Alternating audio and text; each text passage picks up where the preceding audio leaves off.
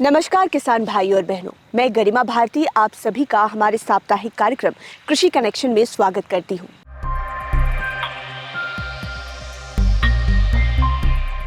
जैसा कि आप सब जानते हैं कि इस कार्यक्रम के माध्यम से हम आप तक खेती बाड़ी से जुड़ी हुई तकनीकी जानकारियां पहुंचाते हैं। साथ ही साथ आपको ये भी बताते हैं कि कौन कौन सी खेती आपके लिए फ़ायदेमंद साबित हो सकती है। हमने हमारे कई एपिसोड्स में दलहन की बात की, अनाज की खेती की बात की, तिलहन की बात की, लेकिन इस एपिसोड में हम बात करने जा रहे हैं फूलों की खेती के बारे में, क्योंकि जैसा आप देख पा रहे होंगे कि समय के साथ साथ फूलों का मार्केट भी बहुत बढ़ रहा है, बहुत एक्सपैंड हो रहा है। गेंदे की खेती करने वाले किसान तो लाभान्वित हो ही रहे हैं, लेकिन अभी के मौसम में गुलदाउदी या फिर डालिया के फूलों की भी मांग बहुत ज़्यादा है। इस एपिसोड में हम बात करेंगे गुलदाउदी की तकनीकी खेती के बारे में। साथ ही साथ आपको ये भी बताएंगे कि किस प्रकार आप इन फूलों की खेती करें ताकि आपको अधिक से अधिक पैदावार प्राप्त हो और बाज़ारों से आप ज़्यादा मुनाफा कमा पाएँ। इसके लिए आइए चलते हैं असिस्टेंट प्रोफेसर डॉक्टर रोशनी अग्निहोत्री के पास और उनसे अधिक जानकारी प्राप्त करते हैं। मैं आज किसान भाइयों को एक बहुत उपयोगी प्रकार के पुष्प के बारे में बताऊंगी, जिसका हम कमर्शियल कल्टीवेशन बिहार में पॉपुलराइज कर सकते हैं, जिसका नाम है गुलदाउदी। ये ठंड के महीने में बहुत अच्छा परफॉर्मेंस देती है। गुलदाउदी हमारे बिहार के लिए तो बहुत ज़्यादा अच्छी इम्पॉर्टेंट क्रॉप है। इसको हम माला, गुलदस्ता और बहुत सारे डिफरेंट पर्पसेस के लिए, डेकोरेशन पर्पस के लिए या फिर पॉट में लगाने के लिए जो है ये हम इसका प्रवर्धन और इसका उत्पादन हम कर सकते हैं। टेम्परेचर का रिक्वायरमेंट इसका जो है वो 15 डिग्री से 25 डिग्री के आसपास जो है ये होता है। और इसका जो वेजिटेटिव ग्रोथ होता है, मीन्स जब इसकी शाकीय वृद्धि होती है उस समय पे इसके लिए जो है वो टेम्परेचर कोई भी रहे वो इम्पॉर्टेंट नहीं है, वो अच्छा ग्रोथ लेती है। मगर इसके फूल खिलने के लिए हमें जो है वो शॉर्ट डेज, मीन्स जब भी रातें लंबी होती हैं वो सीज़न चाहिए होता है। गुलदाउदी के प्लांटिंग का टाइम जुलाई है और जुलाई के महीने में इसका हम शूट टिप कटिंग से, मीन्स ऊपर का जो शाकीय तना होता है उससे हम इसका प्रवर्धन करते हैं। तो उसमें शूट टिप का 10 से 15 सेंटीमीटर के भाग को कटिंग करके इंडोल ब्यूटारिक एसिड 1000 ppm या रूटेक्स करके एक पाउडर आता है उसमें डिप करके आपको प्रोट्रे में जो बालू होता है, बालू में उसको लगा देना है। नीचे के पोर्शन की जो पत्तियां होती हैं उसको आपको हटा देना होता है और उसको किसी भी कवर किए हुए शेड वाली जगह पे आपको रख देना होता है। लगभग 15 से 20 दिन में उसमें जड़ें आ जाएंगी और उसके बाद अगस्त के महीने में हम उसका ट्रांसप्लांटिंग फील्ड में कर सकते हैं। ट्रांसप्लांटिंग करने से पहले जिस समय ही आपने गुलदाउदी के पौधों को लगाया, या आप राजेंद्र प्रसाद केंद्रीय कृषि विश्वविद्यालय की नर्सरी से भी आप विभिन्न तरह के पौधे जो है वो खरीद सकते हैं, तो उससे पहले आप जुलाई के महीने में पूरे फील्ड को प्लॉइंग करके एकदम फाइन टिल्थ में प्लॉइंग करके सूखने के लिए छोड़ दें। और सूखने के बाद जो है 10 दिन बाद आप उसमें हर्बिसाइड से जो है वो उसको स्प्रे कर दें, क्योंकि जितना ज़्यादा आप खरपतवार को निकाल देंगे वो उसके पौधे के ग्रोथ के लिए उतना ज़्यादा जो है वो अच्छा रहता है। खरपतवार सबका नाश करने के बाद जो है वो डिस्क प्लॉ से आप जो है वो complete disc plough and harrowing से आप पूरे फील्ड को जो है वो लेवल करके तैयार कर लें, क्योंकि पानी जमना इस पौधे के लिए जो है वो बहुत ज़्यादा खतरनाक होता है। पानी बहुत ज़्यादा इस पौधे को जो है वो पसंद नहीं आता है। तो जब हम प्लांटिंग करने की शुरुआत करें उससे पहले आप लेवलिंग करके सारे प्लॉट्स को तैयार कर लें।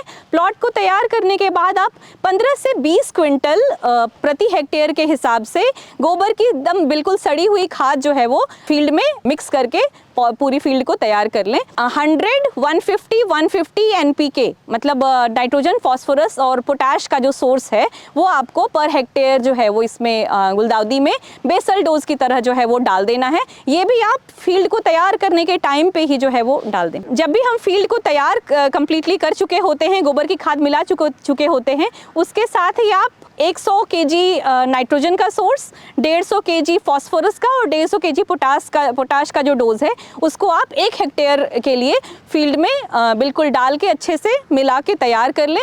और मिला के तैयार करने के बाद जो आपकी रूटेड कटिंग्स होंगी उसको 30 सेंटीमीटर बाय 30 सेंटीमीटर की दूरी पे पूरे फील्ड में लगा दें। और रेज्ड बेड बनाएं तो वो ज़्यादा अच्छा है गुलदाउदी के लिए, क्योंकि इसको पानी जो है वो बिल्कुल बर्दाश्त नहीं होता है इस पौधे को। और जैसे ही पौधा का रूट स्टेबलाइज हो जाए 15-20 दिन में, तो ऊपर से आप इसका जो तना होता है ऊपर का पिंच के भाग को आप एक बार पिंचिंग कर दें। वो पिंचिंग करने से क्या होता है कि पौधे का जो ब्रांचिंग है वो बहुत ज़्यादा इंक्रीज़ कर जाता है। तो जितना ज़्यादा पौधे की ब्रांचिंग इंक्रीज़ होती है उतने ज़्यादा जो है वो आपको फूल मिल पाएंगे उस पौधे में। सितंबर और अक्टूबर के महीने में सरसों या नीम की खल्ली को 10 से 12 दिन के अंतराल में सड़ा के देने से जो है ये पौधों का आकार, मतलब फूल का आकार जो है वो बहुत ज़्यादा अच्छा बनता है। और लिक्विड फर्टिलाइज़र में हम सल्फेट ऑफ आयरन या सल्फेट ऑफ मैग्नीशियम का भी यूज़ कर सकते हैं, जो कि 10 ग्राम प्रति लीटर में मिलाकर आप जो है वो इसकी ड्रेंचिंग कर दें अपने फील्ड में।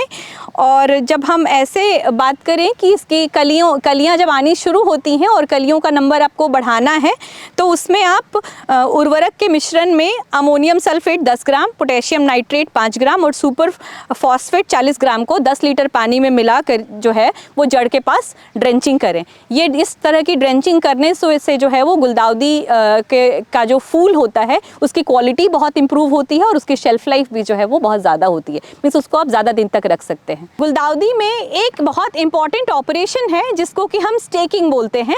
स्टेकिंग में क्या करते हैं कि किसी भी चीज़ का, लकड़ी का या रस्सी का सपोर्ट देते हुए हम जो है वो गुलदाउदी को सीधा खड़ा रखते हैं, क्योंकि इसकी स्टेम बहुत मजबूत नहीं होती है।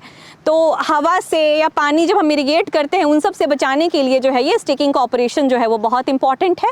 और स्टेकिंग करने के बाद क्या होता है कि सारा पौधा जो है वो सीधा रहता है। लूज फ्लावर में तो दिक्कत नहीं है, लेकिन जो कट फ्लावर गुलदस्ते के पर्पज़ के लिए हम फूलों को काटते हैं उसके लिए स्टेम का स्ट्रेट रहना जो है वो बहुत ज़्यादा ज़रूरी है। अब मैं वैरायटीज़ की बात करूंगी। गुलदाउदी में बहुत सारी वैरायटीज़ और मल्टीपल कलर ऑप्शंस अवेलेबल हैं। माली जो हैं वो बहुत सारे तरह के कलर्स की डिमांड करते हैं, माला बनाने में या बुके बनाने में या शादियों में डेकोरेशन करने में। तो इन सब तरह की वो वैरायटी पे डिपेंड करेगा। हमारे पास राजेंद्र प्रसाद केंद्रीय कृषि विश्वविद्यालय में 150 प्लस वैरायटीज़ हैं, 150 से ज़्यादा वैरायटीज़ हैं और लगभग सारे कलर्स हमारे पास एक्सेप्ट ब्लू अवेलेबल है, जो आप पीछे भी हमारा सैंपल फील्ड देख सकते हैं। कट फ्लावर की कुछ वैरायटीज़ जो हैं उनका नाम है, जैसे कि पंजाब श्यामली हो गया, बहुत अच्छी वैरायटी है, इसका स्टेम बहुत स्ट्रेट होता है। जेम्बला हो गया, जेम्बला लाइम हो गया। तो जेम्बला जो है वो बिल्कुल सफ़ेद वैरायटी है, जेम्बला लाइम जो है वो ग्रीन टिंज में वाइट कलर की वैरायटी है। और भी बहुत सारी वैरायटी हर कलर में हमारे पास है। राजेंद्र गुलदाउदी 3 है हमारी, जो येलो कलर की वैरायटी है। तो ये सब बहुत इंपॉर्टेंट कट फ्लावर वाली वैरायटीज़ हैं। फिर हमारे पास पॉट प्लांट की बहुत सारी वैरायटीज़ हैं, जो कि जिसकी हाइट छोटी रहती है और ब्रांचिंग बहुत ज़्यादा होती है, नंबर ऑफ फ्लावर्स बहुत ज़्यादा होते हैं। तो ऐसी वैरायटीज़ को हम पॉट प्लांट के लिए सेलेक्ट करते हैं। और पॉट प्लांट की वैरायटीज़ का डिमांड बिहार में बहुत ज़्यादा है। नर्सरीज़ में सबसे ज़्यादा बिकती हैं पॉट प्लांट वाली वैरायटीज़। तो इसमें से कुछ वैरायटीज़ का नाम है, जैसे विधान मानसी, विधान चित्रा, राजेंद्र गुलदाउदी 5 और भी बहुत सारी वैरायटीज़ हैं। लूज फ्लावर में हम जितने भी डबल टाइप की वैरायटीज़ हैं उनको हम यूज़ कर सकते हैं माला और माला वाले पर्पज़ के लिए। और भी गुलदाउदी का बहुत सारा यूज़ है। कुछ किसान भाई या एंटरप्रेन्योर अगर चाहते हैं कि हम नया बिज़नेस शुरू करें, तो आप गुलदाउदी की टी वगैरह भी बना के, गुलदाउदी की चाय, ग्रीन टी, उसको भी लोग एक्सपोर्ट करते हैं। गुलदाउदी जो क्रॉप है इन जनरल बहुत ज़्यादा इसमें बीमारियां नहीं आती हैं हमारे रीजन में स्पेशली, मगर गुलदाउदी में सबसे ज़्यादा प्रॉब्लमेटिक अगर कोई एक चीज़ है तो एक इंसेक्ट है जिसको कि लाही बोलते हैं या एफिड बोलते हैं। और इस एफिड से बचने के लिए गुलदाउदी में क्या है कि आपको जैसे ही एफिड आना शुरू हुआ और उसका नंबर बढ़ना शुरू हुआ, तो आपको इसमें केमिकल्स के जो है वो स्प्रेज करने पड़ेंगे, जिसमें एक इमिडाक्लोरपिड जो है वो बहुत इंपॉर्टेंट केमिकल है, जिसको 0.3 ml पर लीटर के हिसाब से जो है वो आप घोल के इसके ऊपर स्प्रे कर दें। हाँ, जब फ्लावरिंग आ जाए, बर्ड स्टेज में आप कर सकते हैं, मगर फ्लावरिंग जब आ जाए उस टाइम पे स्प्रे करना प्लांट्स के फ्लावर्स की क्वालिटी के लिए जो है वो बहुत अच्छा नहीं है।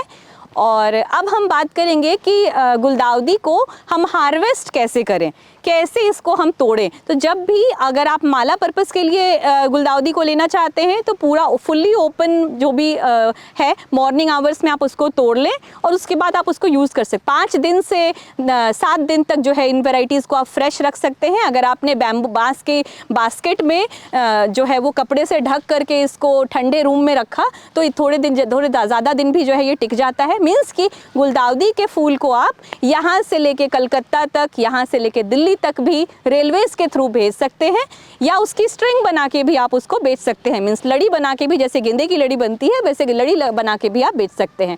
अब रही बात कट फ्लावर की, उसको जब हम कट करते हैं तो उससे पहले हमें एक चीज़ का क्या ध्यान रखना है कि हमारे पास काटने का शार्प कोई जो है वो हथियार हो, जिसको हम सिकेचर भी बोलते हैं, है ना। सिकेचर एक कट करने की स्पेसिफिकली गार्डनर्स के लिए एक टूल आता है। उसको जब भी हम हार्वेस्ट करें तो उससे पहले हमारे पास एक बाल्टी में साफ़ पानी जो है वो अवेलेबल रहना चाहिए। जैसे आप उसको कट करें उसको उठा के जो है वो आप उस बाल्टी में डालें और उसको जो है वो उठा करके आप किसी ठंडी जगह पे ले जाएं। ठंडी जगह पे ले जाने से क्या होता है कि ट्रांसपिरेशनल लॉस जो होता है, पानी का जो लॉस होता है वो रिड्यूस हो जाता है। अगर काट के आपने उसको धूप में ही छोड़ दिया तो पौधे जो है वो यहाँ पे ही आधी लाइफ जो है उनकी ख़त्म हो जाएगी। सबसे पहले तो कट फ्लावर की स्टेम को हार्वेस्ट करते हैं हम, तो नीचे से पूरी ब्रांच को ही आपको जो है वो कट करना होता है। मीन्स पूरे पेड़ को आप नीचे से कट करेंगे। उसके बाद 25-25 पौधों का बंच बना के या 10-10 पौधों का, अगर वो स्प्रे टाइप है, ज़्यादा फूल हैं तो 10-10 पौधों का बंच बना के उसको आपको जो पेपर होता है, टिश्यू पेपर रोल आता है, उस रोल में आप रैप कर दें या सेलोफेन रैप में उसको रैप कर दें। उसको रबर बैंड से दोनों तरफ जो है वो 3 जगह से टाइंग करके कार्डबोर्ड फाइबर बॉक्सेस जो परफोरेटेड होते हैं, जिसमें छेद होता है, इसकी पैकेजिंग का मटेरियल होता है, तो उसमें आप पैक करके इसको आप बाहर भेज सकते हैं। और इसका प्राइसिंग आपको लगभग, अगर कट फ्लावर की बात करें तो एक फूल 15 से 20 रुपये, कभी कभी 30 रुपये, सीज़न पे डिपेंड करता है। तो इस रेट में जो है वो आपको मार्केट में ये निकल जाता है गुलदाउदी। और उसके बाद उसमें एक ट्रीटमेंट आपको ट्रांसपोर्टेशन से पहले करनी है कि उसमें आपको जो है वो सुक्रोज़, लगभग 10% का सुक्रोज़ का घोल बना के या शुगर का घोल बना के उसमें आप जो है वो 1 ग्राम सिट्रिक एसिड डाल दें और सिट्रिक एसिड और सुक्रोज दोनों को मिक्स करके पानी में डाल के पौधे को उसके अंदर जो है वो 1 से 2 घंटे के लिए आप रख दें।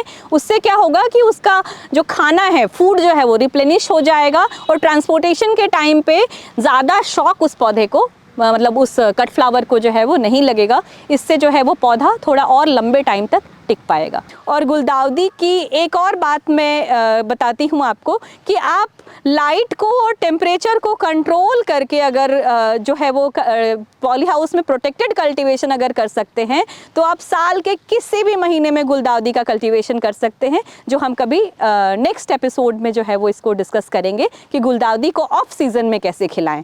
तो किसान भाइयों, आपने जाना कि गुलदाउदी की खेती उतनी भी मुश्किल नहीं है। आपको कुछ कुछ तकनीकी बातों का ख्याल रखना है जिसके बाद आपको बेहतर पैदावार प्राप्त हो सकती है।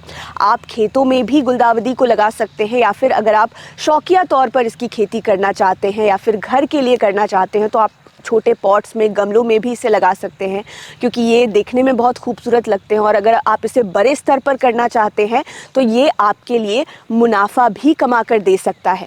उम्मीद है इस सप्ताह का ये एपिसोड आपको पसंद आया होगा और ये जानकारियाँ भी आगे चलकर आपके लिए बेहद काम आएंगी। इस वीडियो को अगर आप सोशल मीडिया के माध्यम से देख रहे हैं तो हमारे सभी पेजेस को लाइक करें और वीडियो को अधिक से अधिक शेयर करने का प्रयास करें। अगर यूट्यूब पर देख रहे हैं तो चैनल को सब्सक्राइब करें। कार्यक्रम से जुड़े हुए कोई सवाल आपके पास हो या फिर कोई सुझाव आप हमें देना चाहते हो तो कमेंट बॉक्स में उन्हें बेझिझक लिख सकते हैं। धन्यवाद।